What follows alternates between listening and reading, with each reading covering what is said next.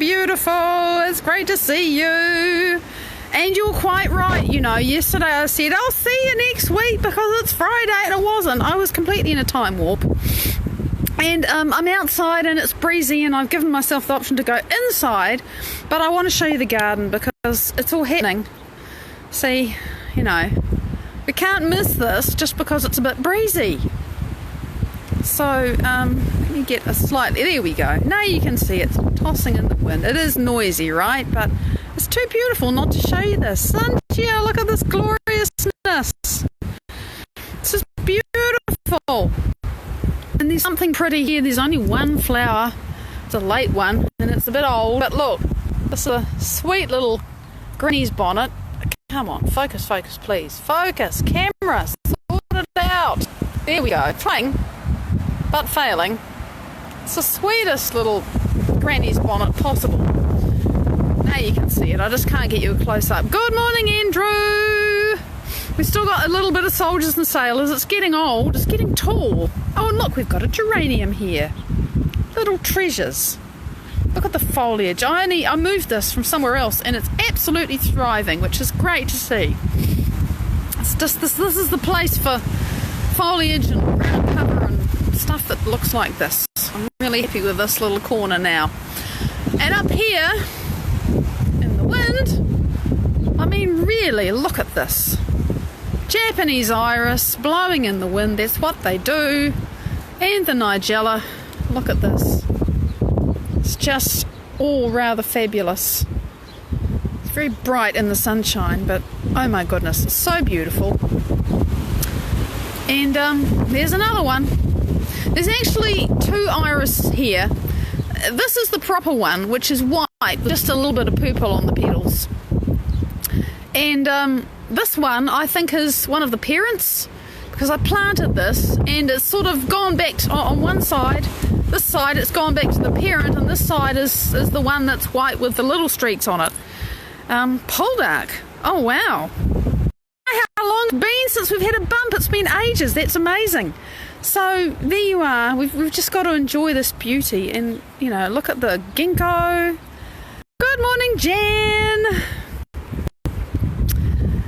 Lovely to see you. And the hydrangeas. So it's, you know, this is summer is beginning. And let's take a close look at these seed pods. Aren't they fabulous? Focus. The camera's just not really taking my orders this morning, but there you are. You can see well enough. I love these seed pods. They go brown, they split open, lots of seeds, and that's how you get lots next year. What else have we got here? Now this is the best, this is the most exciting piece at the moment. So let me turn this around and go inside. Much as I enjoy being out here, it is pretty noisy, so we'll go in.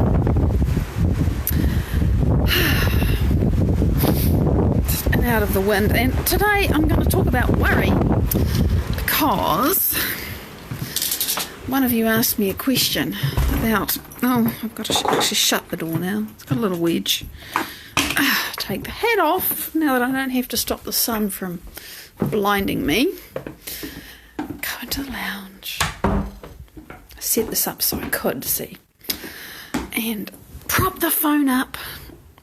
So, without being too much details, and you can consult yesterday's live if you want to see the whole question, because it's a bigger question than what I'm responding to, but there's things that I won't talk about because I can't really talk about them from my own personal experience. I can just make what I think might be useful suggestions.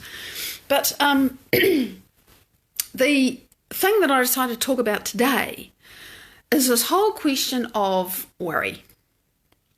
Now, whether it's worry about something that's coming to you or something that's happening to someone you care about, right? It doesn't really matter. The whole thing of worry is that your brain gets stuck pretty much obsessing about a future that you are predicting based upon your past experience, because you don't really know what's coming. You just think you know what's coming. And because you decide, whether through, you know, hard experience and saying, well, I know that this leads to that, and it's going to be bad, then it's going to be bad. You decide it's going to be bad because you really can know that, Or you just think it might be bad because you can't actually work out how it's going to be, right? There's just an unknown. There's a thing that's landed and you don't know where it's going to lead.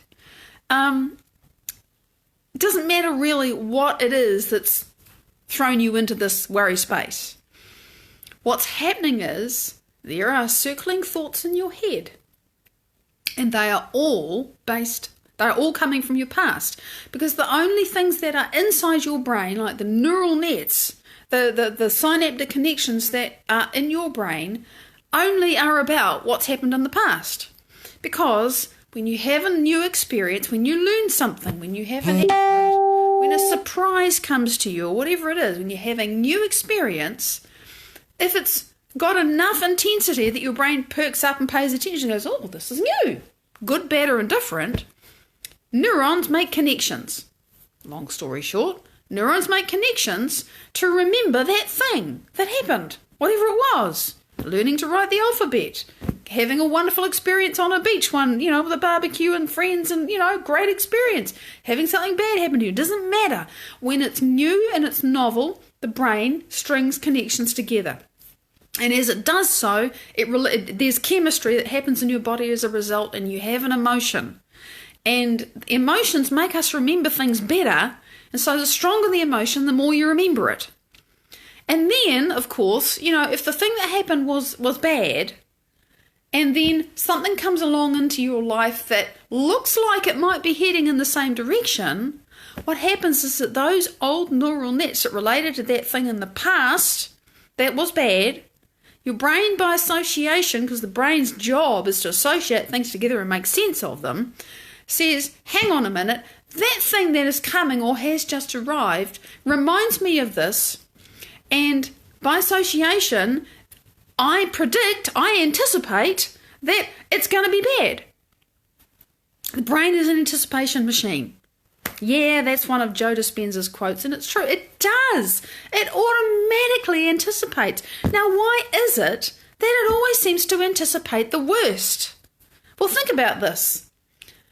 If you are a caveman and you go to the watering hole and, there's a crocodile there and you nearly get caught by the crocodile. Luna, it's lovely to see you, honey.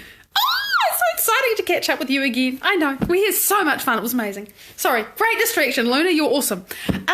If you are a caveman and you go to the watering hole and there's a crocodile there and it nearly gets you and kills you, right? Because crocodiles, once they've latched on, you're dead. The next time you go to the watering hole, you're going to be really, really looking out for any sign of that crocodile. If you even go back, you might say that watering hole is too dangerous. Chances of another experience like that, way too dangerous, because why? If I die, my family will starve. I can't hunt for them, whatever.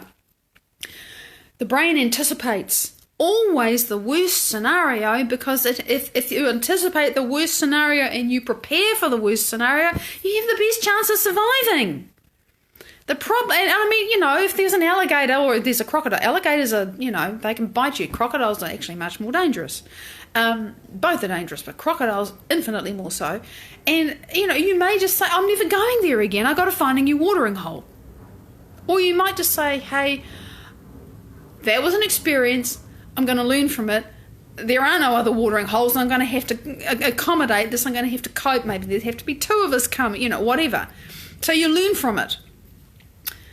But the brain, by default, is going to extrapolate the worst possible outcome, because you have a better chance of surviving if you prepare for the worst. And we all do this. And honestly, this is what used to happen. I'd have a little twinge in my body.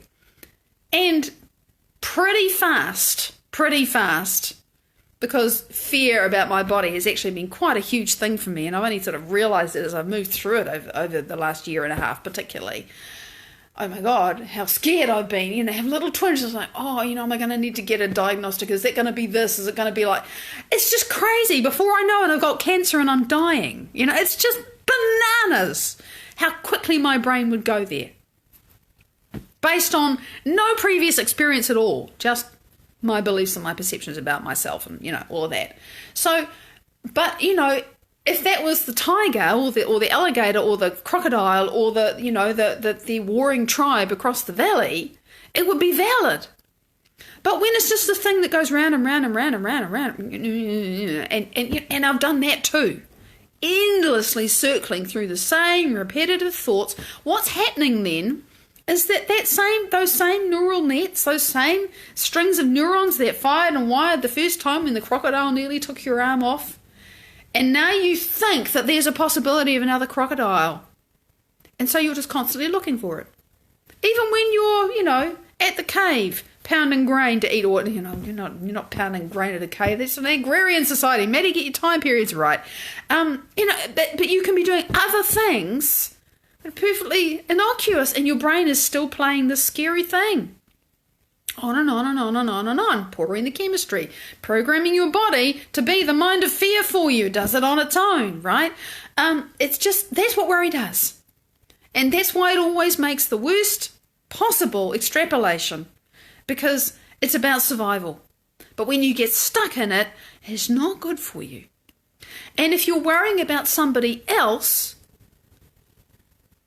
then whenever you're interacting with that person, and actually even when you're not energetically, you are sending a signal to that person, there's a problem, I'm concerned about you, I feel worried, I don't know if there's an answer for you, I'm not empowered to help you, I don't have confidence that there's a solution. So you're sending all these signals, non-verbally, and sometimes verbally, to that person that reinforces the fact that they've got a problem. And so now, if this is someone else you're worried about, it's not just that they're dealing with their fear, but they're dealing with your fear as well. and it's this feedback loop, and we get caught in it. The thing to realise is that whatever that person is facing, your reaction to them is actually still entirely about you. Now, I can't unpack that because, when I work with people, everybody's reaction, everybody's wiring is different. And so the way that one person reacts to somebody having a serious illness or a great loss or, whatever it is going to be completely different to the next person.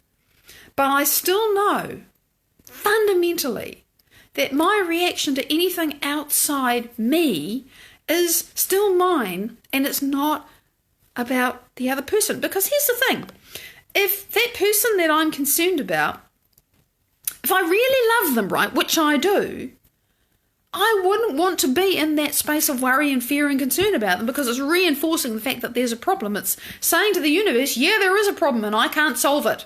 What does the universe have to do? It has to endorse who you're being. It has to make that stay like that. It has no choice in the matter.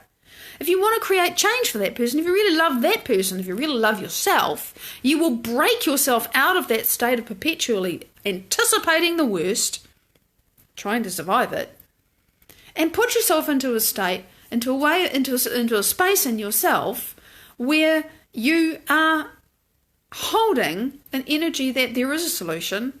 I know you've got this, and not saying, oh, you've got it, and all the while you're scared. I mean, really, you're starting to feel it. And I say starting to because this is something we really have to work on becoming. We're in a lifetime of fear, and suddenly you want me to have confidence that this person is going to find a solution and that I can help them do it without losing my own plot. How the hell do I do that? Oh my God, it's so, I have so much concern. And you want me to change my state? And I know I should change my state, but I'm so concerned about them, right? So how do you get out of that bind? The thing about worry is that it always yanks you out of the present moment and dumps you in the future in the worst possible outcome. That's what it does. Worry is never about what's happening now. Worry is about what's happening now means to you tomorrow or next week or next year. And the brain's an anticipation machine. It does it very, very easily. But you're not there. And you can't do anything about there now. You're only here. So what you've got to do is get here, break your stress response, and find a way to create what you want in the here and now. Fine, Maddie, great idea. How the hell do I do that? I'm terrified. So I talk about it a lot, and we're going to spend the rest of this time doing it rather than talking about it too much. You've got to get your attention off what you're obsessively worrying about. As long as you're firing and worrying that same, I'm scared, I can't do it, whatever, nothing's going to change. Yeah, the news is really not helpful. And we so do worry about what never happens. You're quite right. But it's because, if it did happen, then I'm smart. I prepared for it. But meanwhile, we're not really living. So you got to get your attention off that thing that hasn't happened yet. Because when you obsessively worry about it, it's like you're making love to it and saying, come closer, I want you, I want you, I want you. Hell yeah, that's what worry is. Making love to a future. Just isn't a future you want.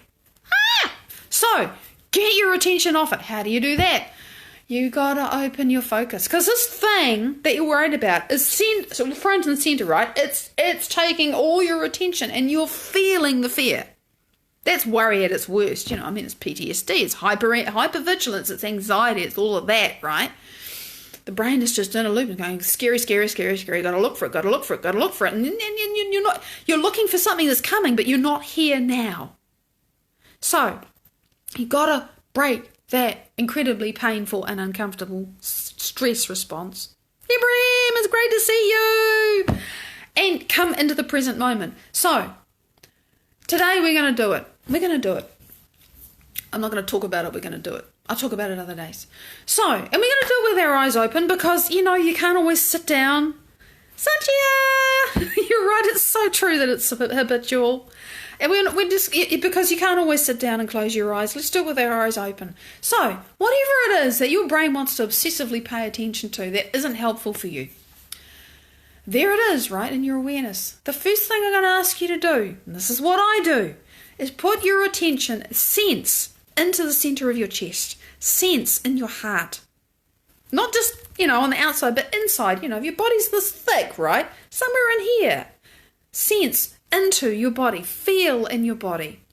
You have a heart. It's not about noticing it pumping. It's not about breathing in time with your heartbeat. Just put your awareness there because you actually, 40,000 neurites in your heart? Your heart's got a brain. And what I'm really wanting you to do is connect with the energy, because every time you have neurological tissue that's activated with energy, you actually have a mind. So your heart has a mind. It has a mind of its own. And it communicates with your brain, and 95% of the communication between the brain and the heart goes this way. So if we can get the heart to be more coherent, then life gets better, right? So you start by putting your attention in that space, and wherever you put your attention, literally the neurological part of the brain that relates to that gets activated. So you literally add energy to it with your attention. If you put your attention in your hand, it's probably going to start to tingle or warm up or feel weird or something. So put your attention there and breathe in and out of there. Now, why do we breathe in and out of the heart? Because it helps to make your heart more coherent. By that, I mean those 40,000 neurites start to talk to each other and get a bit more organized. And when they get more organized, there's a different signal goes to your head. It really does help, doesn't it? Awesome. I'm so pleased you did this morning, Sanjay. It's so useful. It's so simple. So breathe in and out of your heart. And did you notice that when you started paying attention to your heart and breathing in and out of your heart, you weren't thinking about the other thing anymore, were you? So you shifted your attention. You changed your state just by getting your attention off that thing and into the center of your chest and into your heart. Now, as you breathe in and out, and this is such a quick hack, but it's handy, right? Robin, it's lovely to see you. Such a quick hack. So you're breathing in and out of your heart. Now this time, as you breathe, try it both ways. As you breathe in and out, you can do it both ways. Because what's in and what's out when you're breathing in and out of your heart? It used to confuse me horribly. Just imagine there's a balloon in your heart. Choose the colour you like, right? Multicoloured, shiny, sparkly, I don't care. Something that as you breathe in, it gets bigger. And as you breathe out, maybe it comes back into your heart again, but maybe as you breathe out, it just gets bigger. Because to me, it's always about expanding. Just imagine that you're blowing up this balloon. And it's not just blowing up in front of you, it's blowing up all around you. Wow, from seeing a word. Yep, that's all it takes is some stimulus, and boom, the response goes off. And you broke it. You're like a champion. So this is what we're doing. So you bring your awareness in here, and then you blow this balloon up from the center of you all around you. And I always find it easiest to open my awareness into kind of like a donut around me, you know, it's like it's sort of on a horizontal plane from around my heart.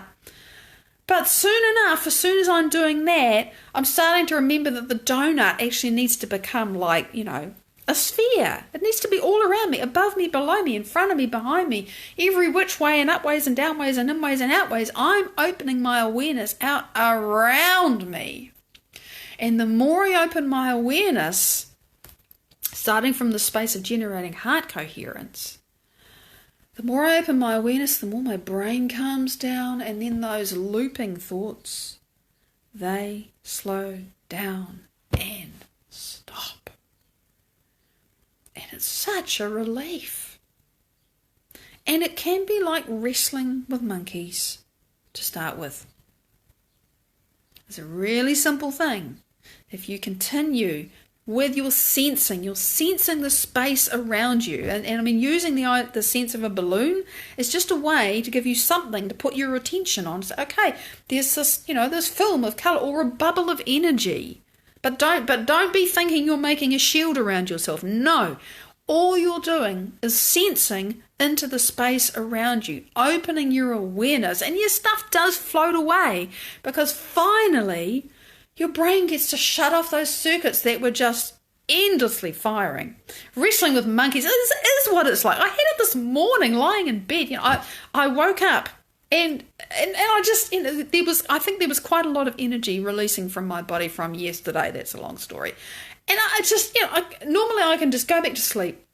And if I don't go back to sleep immediately, I can do this convergent, divergent focus thing. The convergent focus, divergent focus, fancy names. But I can do that and go to sleep very quickly. Oh, awesome. I'm so pleased, Luna. I was so wondering how you got on. It's so simple, right? It's highly effective because there's science behind it. And I learned it from Joe Dispenza and I'm so grateful. I love that man. I'm so grateful. So, this is how you break the stress response, the looping thoughts, the scary, get your attention off it. And when you've got this balloon going on and your awareness is open and you're calmer, then start to imagine and create how you want it to be. How do you want it to be? Doesn't matter, we spoke about this yesterday, if you can't figure out how you want it to be is going to happen. Forget about that. Just get clear on the future that you desire. And even once you have a little bit of a kernel of that thing, the next time that thought comes to you, you can do this. And when you've done this, you can bring that thought of how your future is to be and put that in your heart and expand that out around you. And then before you know it, you're in it and experiencing it, thinking, oh, this is how it is when that problem's solved. Oh. It's a really simple thing to do. Karen, I'm so pleased. I'll have a look later. Can't see now. As soon as you can calm your brain down, you can start creating. That's the last piece. But you can't create when you're still in fear and lack and worry. It is not going to happen. You're just going to keep doing more and more and more of what's already running. You've got to shut that down, and then you've got to know what you want instead and put it into the space. Yeah, supernova, metallic, whoa, boom. Yeah, it's so cool. It's very exciting that we can do this. I love it. So, it now is Friday, and I've gone over time because I'm doing one of my favourite things, weekend and playing with you. I will see you on Sunday, Monday. There will be some wonderful replays over the weekend. Look out for them. They're always the ones that say, put me up. I think a few people might have missed this. Do it again. And I will see you with bells on next week. Much love. Bye-bye.